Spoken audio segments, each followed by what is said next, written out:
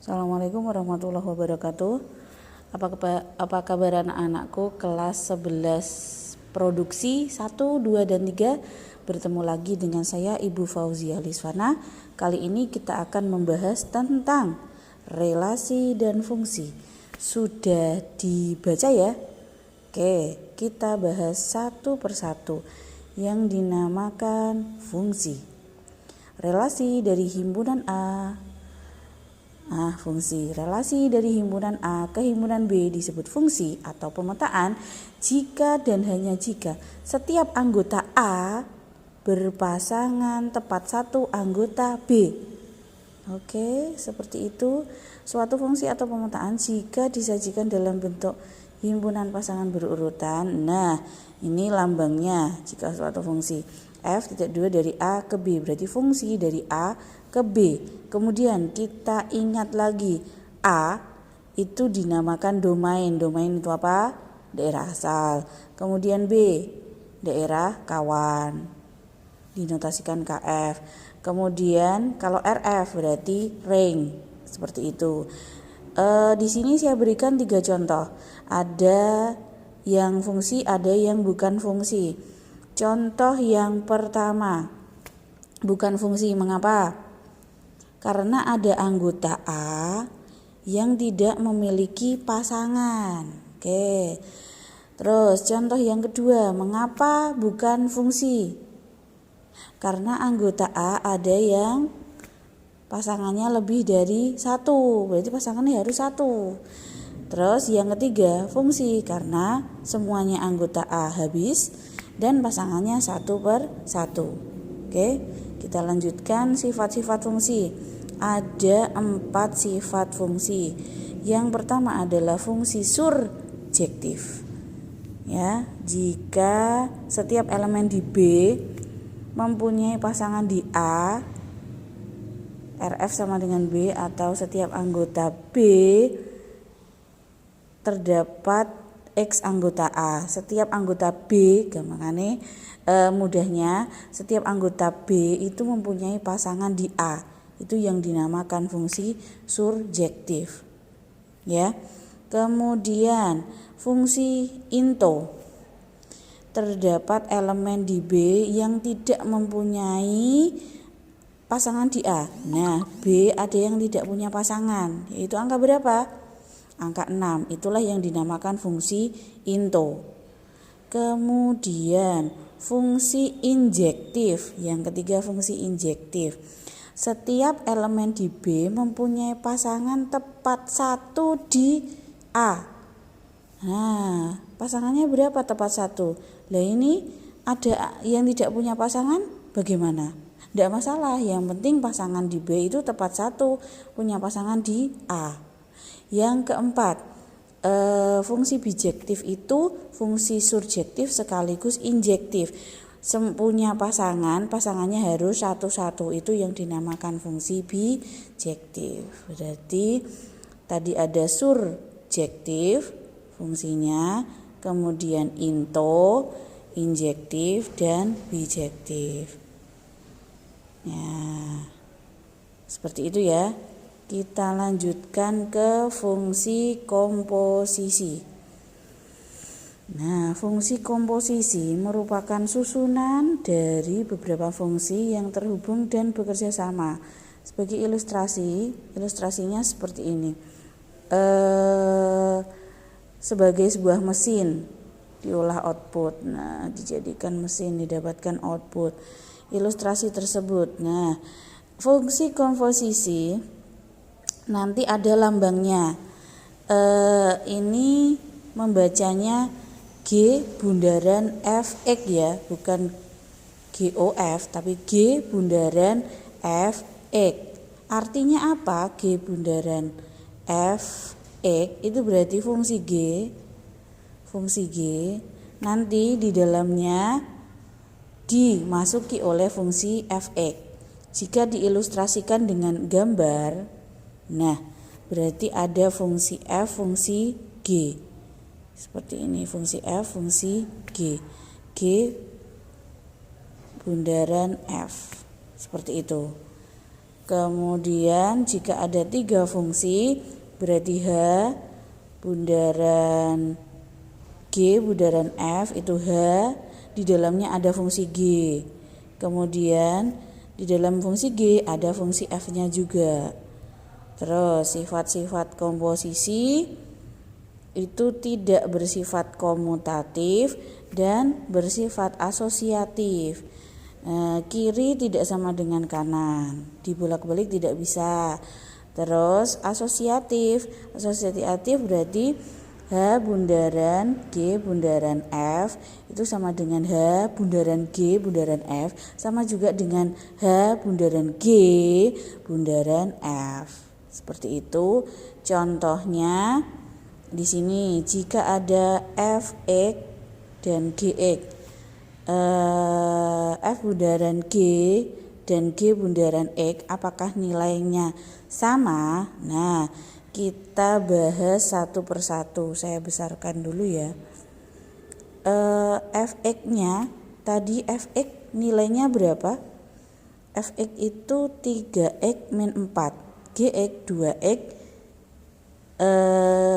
F bundaran Gx berarti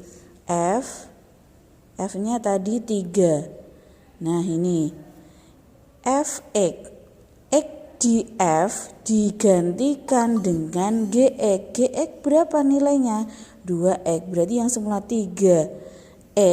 X-nya diganti dengan 2. X berarti di sini 3 dalam kurung 2x min 4. Berarti menjadi 6x min 4. Seperti itu. Terus jika dibalik G bundaran Fx berarti F dimasukkan ke dalam G menggantikan X. Fx tadi berapa Fx?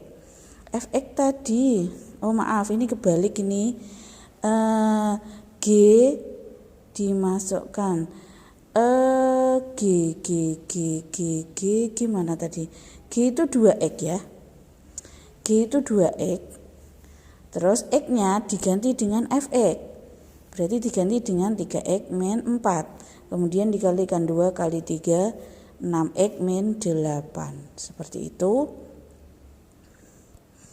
Nah, untuk contoh selanjutnya ini lebih menantang ini. Diketahui Fx, F bundaran Gx, yang ditanya Gx. Nah, yang diketahui karena F bundaran G X berarti F bundaran GX berarti 2. X-nya diganti karena GX berarti GX-nya diganti dengan 2 F GX. Ini Fx benar. Aduh maaf nulisnya. Yang semula Fx 2x plus 3, ini Fgx berarti 2 x-nya diganti gx plus 3. Hasilnya yang ruas kanan tetap 2x kuadrat plus 6x min 3. Karena kita butuh gx berarti semuanya digantikan dengan angka dibagi dengan angka 2 ya. Yang semula 2 gx plus 3, 2x plusnya dibagi dengan 2 berarti kan x pangkat 2. Terus ini 6x min 7 min 2 min 5 berarti fungsi gx-nya x pangkat 2 plus 3x min 5. Nanti bisa dicoba, ini adalah satu langkah yang tertinggal. Nah, kamu bisa melanjutkan langkah apa untuk menjadikan x pangkat 2 plus 3x min 5. Seperti itu ya. Kita lanjutkan yang terakhir, fungsi inverse. Fungsi inverse. Fungsi inverse. Inverse itu apa? Kebalikan. Fungsi yang merupakan inverse dari fungsi inverse lambangnya, jika fungsinya fungsi f berarti fungsi inverse f pangkat min 1. Jika fungsinya fungsi g berarti g pangkat min 1. Membacanya adalah fungsi inverse. Digambarkan dengan diagram. Jika ada a anggotanya X, ada B anggotanya Y. Dari X ke Y disebut fungsi F, maka G sama dengan F inverse. Dari Y menuju ke X ini adalah fungsi inverse atau kebalikannya. Terus menentukan fungsi inverse caranya di sini ada 3. Menentukan fungsi inverse Y sama dengan Fx. Y itu sama dengan Fx ya. Ubah Y sama dengan Fx ke dalam bentuk X sama dengan Fy. Gantikan nilai X dengan F1Y. Intinya kita akan mengubah fungsi Y menjadi bentuk X. Itu yang dinamakan dengan fungsi inverse. Kalau sudah dalam bentuk X, nah kita ubah menjadi F pangkat min 1 atau tadi membacanya F inverse. Contoh yang pertama dulu. Contoh yang pertama, Fx sama dengan 3 min 2, ini kurang X ya, 3 min 2X.